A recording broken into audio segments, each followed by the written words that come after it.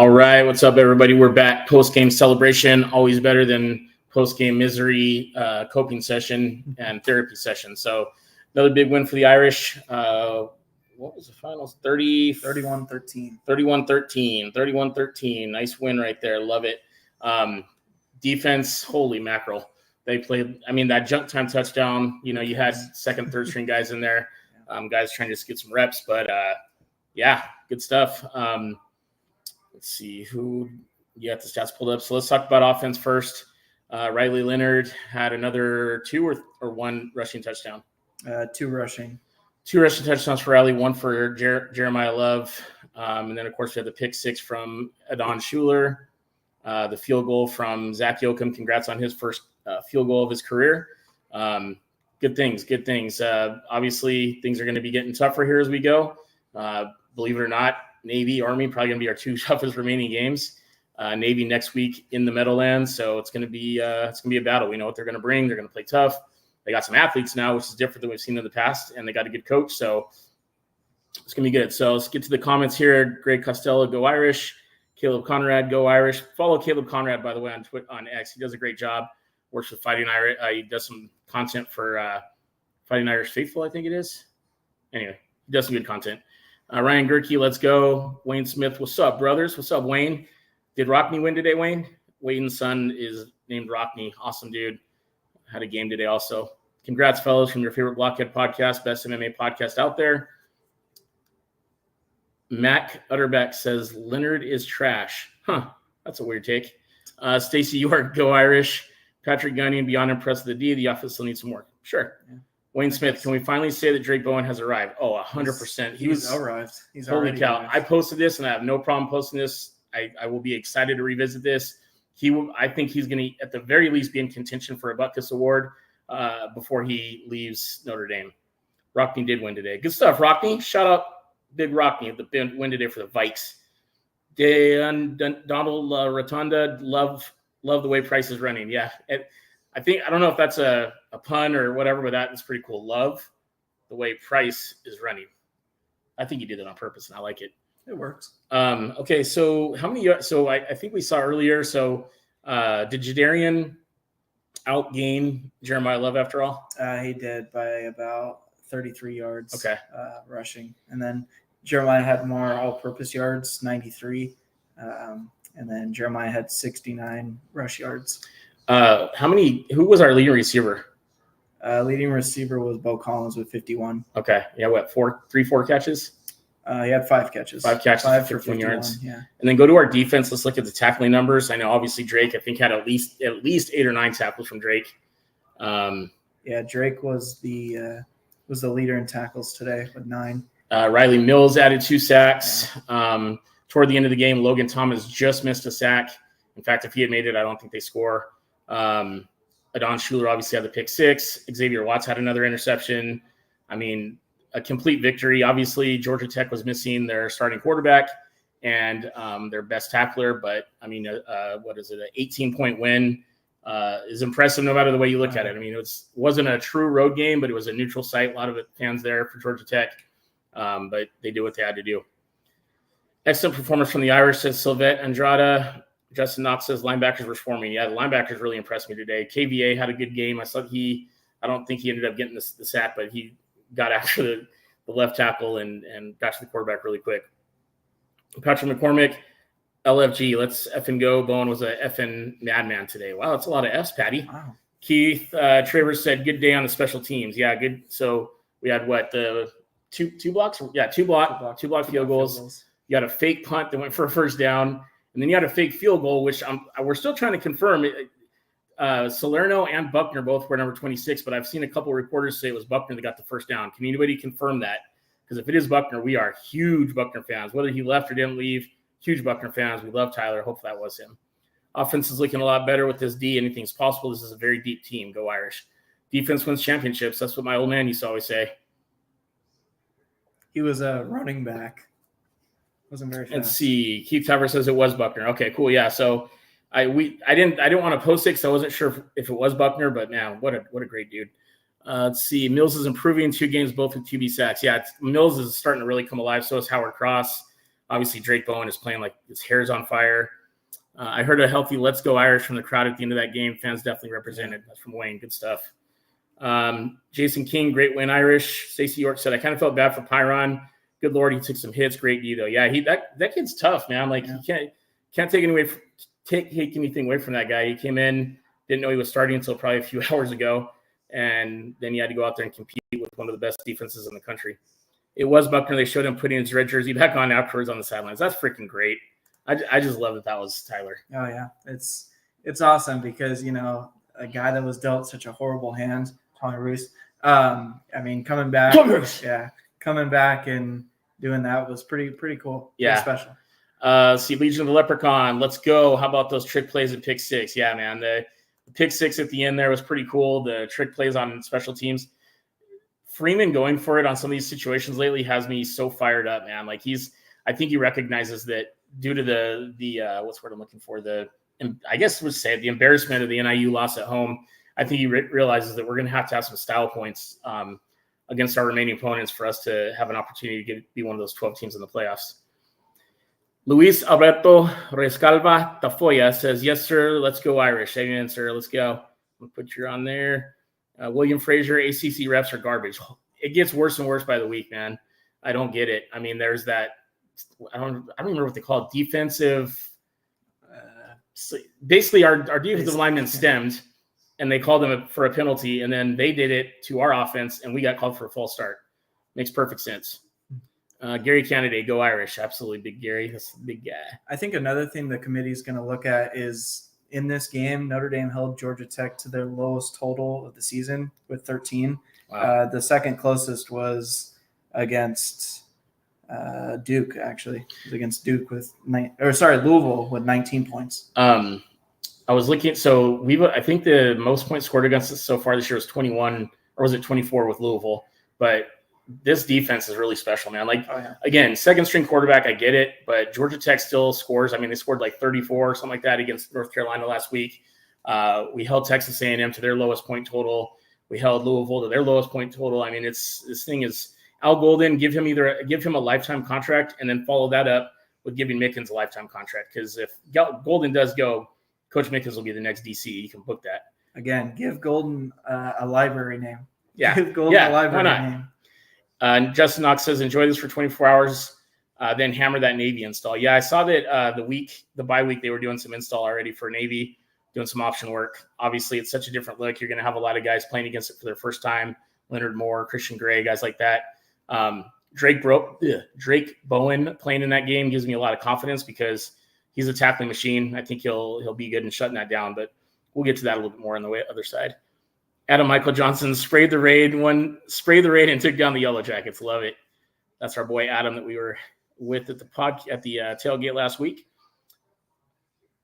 See Richard Deerkins, our fantasy camp brothers. I'm going to pin this. So he says, so close to being a really, really good team. Too many mental errors on O-line. QB play is inconsistent, and defense is a top 10 defense. Remember the last touchdown was our second, third string against our starters. Time to prep for Navy.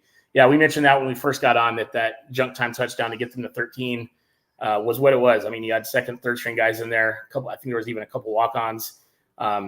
If our starting defense is in there, they probably don't get that touchdown. Maybe a field goal, but because they were playing prevent mostly. But either way, that's a good point by Rich. And yeah, it's time to get ready for Navy, man. They're 6-0. They beat Charlotte by. Well, it's not over yet, but yeah, they're going to. Yeah, so I think they're over like 34, 37, something like that. So. They're going to be at the Middlelands. It's not going to necessarily be a hostile environment because it's not a huge place and all that kind of stuff, but they're going to be tough, man. Gary Candidate, what happened to the Skunk Bears? Hopefully they lost. Who cares? Yeah. Drake Bowen has a nose on him. He sniffs the ball down like a veteran. Yeah, he's absolutely goes after it every time. Ryan Gerke says, yes, sir. Golden and Mickens are fire right now. Yeah, they've been on fire. Indy needs to score 30 plus more than all their opponents. It's unfair metric, but I know that's the committee looks at. Yeah, probably from William Frazier. But I still stand by the fact that if we can win out, go 11-1, beating, and this is going to sound crazy, but beating two ranked service academies who are both undefeated, and Virginia and Florida State, who's terrible, and SC at SC, if they win out with that schedule, they'll be in the playoffs. The committee will not hold them out, regardless of what happened with NIU. Navy game will be good. Go Irish, says Michael Knight. Yeah, good and stressful like it always is. I have a really hard time with the Navy game because my dad was in the Navy, and I love everything Navy stands for and armed services. We support the heck out of all of our veterans, and they're such a tough team. So I root for them 364 days out of the year, just not when we play the Irish. See, Dan Marchaldon, love you guys and your undying love for Leonard, even if I have to disagree, go Irish. See, that's what I'm talking about right there. If you don't agree with our take on that, that's fine. But we got idiots who I should expose one day, but I'm not going to, in our DMs talking about how we're F-wording for Riley Leonard and we're all this other stuff. It's like, no, we believe he's the best quarterback on the team and he should be starting, and he's brought 14 touchdowns to the table, turned the ball over twice, literally 2 turnovers so far, 1 today and then 1 against NIU. Okay, whatever. Great reps for more today. Let me put this in here. Great reps for more today. Going to have to go downhill next week, be assignment specific, because these academies can both throw sometimes. Yeah, I'm going to go back and watch some of the Navy games, but they're definitely throwing a lot more than they ever have. So that's going to be something I'll have to think about. Triple option is no joke from Adam Michael Johnson. Jacob Courtney says, I'm way too invested in this Tennessee and Alabama game. Yeah, that's a big one for us. And then the Georgia and Texas game later. Yeah. Somebody's going to be eliminated. I think if Texas loses, they're still in. But. Richard, this is the most disappointing thing I've ever heard you say. Richard Dierkin says, it really hurts to say this, but I'm an SC fan until the Irish come to LA. I think I just threw up a little sore. Oh, okay. I see what you're saying. Yeah, no. I can't, man. I hate SC so much. I hope they lose at everything. I've posted this before. Whether it be checkers, chess, fencing, swimming, diving, interpretive, dancing in the water, grades. I hope they fail at everything because their fan base is an absolute disgrace. What about esports? Esports too. They can get that work on Madden 25 all they want. But yeah, I hope they lose at everything. It's not gonna. I don't think it'll affect our strength of schedule. They'll probably come in at, I don't know what, probably 7-4 or something along those lines. And we just got to take care of business there. That's all. That's all it is. See, Jeff Joyce, our buddy in LA, weak spot. Riley just not good throwing the ball past 20 to 25 yards. He loses accuracy and needs improvement on touch, especially to open receivers, but he makes up for it with run game and athleticism. Team looks good. I agree to that to a certain extent. I think today's interception had more to do with a bad route or the route just not being run correctly. I mean, he'd probably, I don't know. It's hard to say. I think they'll talk about that in the presser. I'm looking forward to seeing what they say about that. But I didn't think he looked bad today at all throwing the ball. I think he had – can you pull up Riley's stats real quick, please? I think he had over 200 yards passing, did turn the ball over, didn't have a passing touchdown. But I think overall his passing has improved tremendously. And I think it's just been a matter of getting more comfortable in the pocket, getting the O-line getting more comfortable. I mean, how many – they only had, what, 2 or 3 pressures at all on Riley today? Yeah. Maybe a little bit more than that, maybe 3 or 4. But either way, they look really good. The O-line's really coming together. Let's see. Army and Navy are both throwing more. Yeah, it's going to be tough, man. Chris Hyman said, great game, but I wasn't happy with the play calling in the fourth quarter. They definitely, Chris, went vanilla in the fourth quarter, both on offense and defense. We've seen that both from this game and the Louisville game. They kind of took their foot off the pedal a little bit in the fourth on as far as offense goes. I get it, but at the same time, I would love to see them just continue to take some shots. What do you got? Yeah, Riley was 20 for 29, okay. 203 yards through the air. And 1 pick? Yeah, 1 pick. What about on the ground? How many rush? 51 rush yards on 10 carries. That's crazy. So 254 all-purpose. 254 yards all-purpose, 2 tutties on the ground, and then 1 pick. Yeah. Well, you'll take that every day. Yeah. And again, Georgia Tech came into the game. We talked about this earlier. Their rush defense is actually pretty decent. Yeah. And we were able to expose the you-know-what out of them. See, that first half was brutal to watch. They came out in the second half and baked out. Defense continues to look dominant even with all the injuries. Enjoyed the trick plays, and that pick 6 was needed. That's from Joe Hogan, Hulk Hogan's younger brother. We got a Walter sighting. Walter Mackey, I wish Riley's passing game was as good as his throwing. What does that mean? The offense was making me rage when they got past the 50. I think he means running, but okay. Justin Knox, we came out healthy. Yes. Didn't lose another player for the season. ? Consider that or win coming up against Navy. Absolutely great point by Knox there. Let's hope we can say the same thing at this time next week after playing that gosh darn option. I think another good thing is a lot of the D-line's coming back. Gabe Rubio came back last week. He's going to be huge next week. Gabe played good today. There was he limited time again, but he was getting into the backfield. So was Riley. So was Howard Cross. You know, I don't mean to beat a dead horse here, but RJ Oben, where are you at, man? God, he's just. It seems like I don't know if it's conditioning or what it is, but he'll have a decent pass rush, and then if the other team's running tempo, he's on his heels. He's tired after that first play that he gets at. His motor just is not there what I was expecting to see. So it sucks, but I think he'll come around. Josh Burnham had another good game, I thought. You know, it really defensively, there was really no down spots. Somebody asked earlier, let's talk about this. Game ball, does it go to the linebackers, special teams, O-line? What do you think? I think I go a split on defense of the game ball. I give it to the linebackers as a core. And then I'd also give it to Leonard Moore for stepping up and that's a good one. Being who the Irish needed today. Honestly, I like that because they saw, hey, Benmo, a top 5 or a first round draft pick, he's out for the rest of the season. We're going to pick on that, and they tried to pick on it, and it didn't work. Let us know in the comments, guys. What do you think? Let us know in the chat here. What do you guys think? Who gets the game ball today? Nate says Leonard Moore, and a tie between Leonard Moore and the linebackers. I'd say I agree with the couple I've seen here. Drake Bowen, to me, game ball all day. Just made some great plays. I think Xavier Watts could have a case for it as well. Like you said, Leonard Moore stepping up. Christian Gray thought played well. Adon Shuler with the pick 6. But if I have to zero in on one guy, I'm going to give the game ball to Drake. Matthew Rose says, Jason, I think we have the talent to win out the rest of the season. We absolutely have the talent. Do we have the mental fortitude to win out? That's going to be the question, because something broke down in that NIU game. Bottom line, that team is not even close to as talented as us. In fact, none of these other guys. Well, NIU is about to lose again. Perfect. At home. To Toledo. Yeah. Outstanding. Can you pull up our schedule so we can see how others have done? Hulk Hogan's brother Joe Hogan says linebackers were flying everywhere. Bowen had his best game as a collegiate player for sure. I couldn't agree more. Hogan.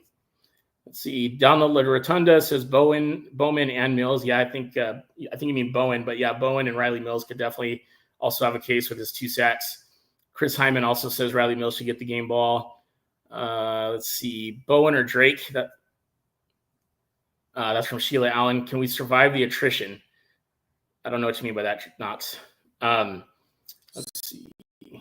So let's as we continue to pepper in the game ball here, who you guys think should get the game ball again? We got Leonard Moore from Nate, Drake Bowen from me, a couple Riley Mills, and then a couple other Drake Bowens. But scheduling wise, let's look at, did A&M is playing Mississippi State. How's that game going? Yeah, so A&M is winning by 7 in the 4th. Okay, so let's hope they pull that out. What NIU we know is probably going to lose. They already lost 13-6. Purdue got beat by Oregon yesterday. Badly. Yeah, not as bad as we beat them though. I want to throw that out there. True. And then Army won by 27. What about Stanford? Stanford plays later tonight against SMU. That's going to be a tough one for them. Yeah. We're missing some. Oh, what about Miami of Ohio randomly? Yeah, Louisville lost 52-45 to Miami. That was a good game for 3 quarters, and then I think Louisville just forgot to show up in the 4th. It was pretty sad. Miami, Ohio's off this week. Okay. Let's see. Legion Leprechaun. When is the next time you and Nate are coming back to the Holy Land? We'll be back for the Virginia game. That's the game that is get Greg to Notre Dame. Our buddy Greg. We're going to bring him out there. Again, huge thank you to everybody that's helped us far. Still looking for some support. If you guys would like to help out, we're still looking for some help for that expedition. But yeah, so we'll be out there for Virginia. It's going to be a short one. We'll be there Friday through like Sunday. But yeah, it's going to be good stuff. Let's see. Army is not only undefeated, they're 7-0. Yeah, Army and Navy are the 2 I'm worried about most. Virginia's not. Did Virginia win today? No, they lost to Clemson. Okay, pretty bad. Was it bad? I mean, they scored some garbage time touchdowns to make it look close, but after the first half, Clemson pulled away. Virginia is still a team that I think is a little bit scary just because of their offense, but the way our defense is playing right now, I put us up against just about anybody other than a few in the top 5 or so. Andy Ramirez says, we are ND, play like a champion today. Amen. Are we contenders? So let's talk about that too. Wayne Smith on YouTube says, are we contenders? I don't know. What do you guys think? Are we contenders, or are we going to be just one of those, let's hope we get to the playoffs and have fun being in the playoffs? What do you guys think? I'm going to say we are playoff contenders. We're not national championship contenders. That's fair. Totally fair. And I said this at the beginning of the season, just get in, because I think you get in and you lay the groundwork for seasons to come. If you're Marcus Freeman, like, hey, come to Notre Dame, and you're going to play for a national championship. And it's crazy too that the Lewis Riddick and the other commentator today were talking ad nauseum about the chances. So if we win today, 63%. If we don't, 22%, whatever the numbers were. But at the end of the day, I think one of the cool things is that with Notre Dame not being in a conference, if they win out or even have one loss, I really think Notre Dame is always going to be in that top 12 conversation. Yeah, they're not going to get Florida State stated, however you say that. Sure. Like last year where they got, left out and they probably shouldn't have. Right. Because Notre Dame is a bigger brand than Florida State is. And that's honestly what ESPN's going to value over, does one team deserve it more or whatever. And I don't even know if it's so much that. I think it's more the fact that Notre Dame will always have the SCs. They'll always have a couple teams like Texas A&M. We open with Texas A&M at home next year. Texas A&M is going to still be pretty good, so they'll probably be ranked. We play Miami next year at Miami. We play North Carolina State. So there's 3 or 4 games on there that could be considered marquee wins if they win those, and then you win the other 8. Hopefully no slip-ups next year, and they should absolutely always be in that playoff contention with the fact that we do have a tough schedule, no matter what the haters may want to say. Let me go back up here and see if we got any more candidates for game ball. Let's see. We got another Bowen, and now we are caught up. So who else? Who else has let's get to this comment from Walter Mackey. We pinned this one. I might be in tears watching Watts walk out of that tunnel for the final time. Yeah, that one's going to be tough. There's certain guys that at Notre Dame who've just had that, they really just connect with the fan base. They exhibit that Notre Dame personality, and he's going to be one of them. I think him, Howard Cross, another guy, Ben Moe, who, I'm surprised nobody brought this up, but Ben Moe, when he walks out there on senior day against Virginia, that'll be the last time you see him in any kind of uniform as an actual Notre Dame student athlete. He's going to the pros. John Doherty said, from being here live, QB1 still can't throw the ball past the sticks. His feet and doesn't ever look downfield when he scrambles. I just keep it at 100. Ran a fake punt and fake field goal, got them both and got 3 points out of it. Defense was great. Fair enough, John. I mean, again, it's just a difference of opinion. I wasn't there to see the sticks, where he was thrown to. I know against Stanford, he threw past the sticks on a number of occasions. I see him against Louisville getting a lot better. I think today he threw for over 200 yards. So it wasn't terrible. He really didn't need to throw in that fourth quarter either. Right. So he easily could have had 250 or around there like he did last week. We're not going to have Brady Quinn. Like, he's not Brady Quinn. He's not going to be Jimmy Clausen. He's not going to be a guy that can Ian Book. Come on. His deep ball was not exactly his strength, but Brady Quinn, Jimmy Clausen, guys like that can consistently stretch the ball or throw the ball down the field. But he is going to be a guy that you see every single game. The defense thinks they have him wrapped up, and he's able to do some Houdini stuff, get out there and pick up a first down or deke somebody on a touchdown run. I mean, he's a very talented athlete. If you've never seen his highlight video from playing basketball in high school, I'd highly recommend that. The dude is a freak athlete I would say he's a freak athlete with an average arm. Let's just be honest. But I also think that one thing he possesses that maybe like an Angeli or even a Minchie don't have yet is he has that game experience and he's got that dog. I'm not saying Minchie doesn't have that dog or Angeli, but I think the game experience in these big games is something that sets him apart as well. Yeah, and I think the play calling would change if you had like Steve Angeli in there, Kenny Minchie in there, because you're not going to run quarterback power on a 4th and 1 with Steve Angeli or Kenny Minchie. It's just not going to happen. Riley Leonard's so big that you can run quarterback power on 4th and 1 and get it. So Walter asks, is Fanatics trustworthy with getting custom jerseys? I would like a watch jersey for that game.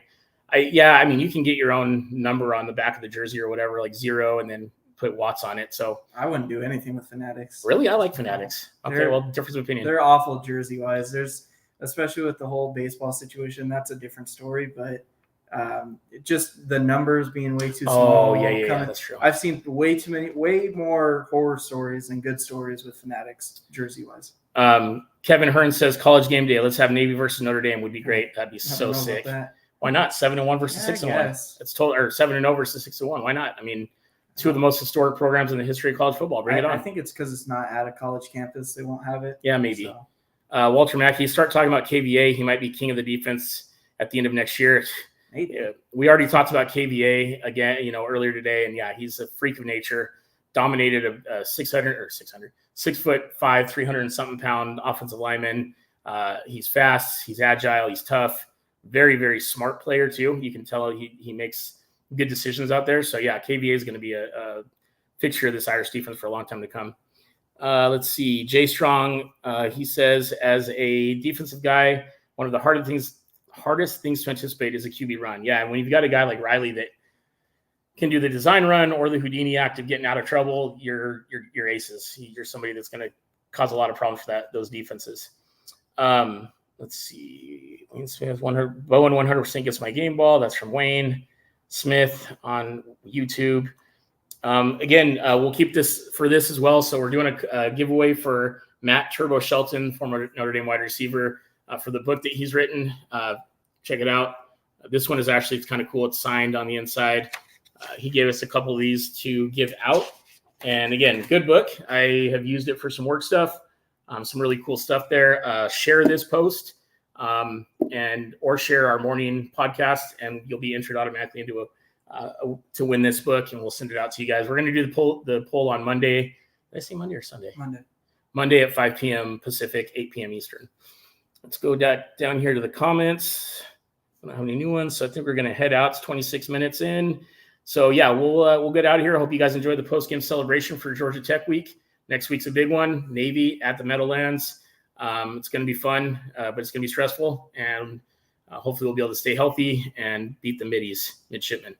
Anything else before you go? No, I'm really impressed by today's win. Yeah. One more thing I do want to add. Freeman tied his longest active winning streak as a coach with, what does it be, 5? Yeah, sky's the limit now. I'm telling 5. you. So he can break that next game with a win against Navy, obviously. So. And Freeman we trust, and Leonard we trust. He's our QB1. If you need to cry yourself to sleep about it, go right ahead. But he's QB1. He's going to take us where we need to go, and I'm excited to win out and see everybody in the playoffs. We should sell Dos Leprechauns tissues for everyone that wants to cry about Riley. I like that idea. All right, everybody, stay safe. God bless. Go Irish. Have a great week.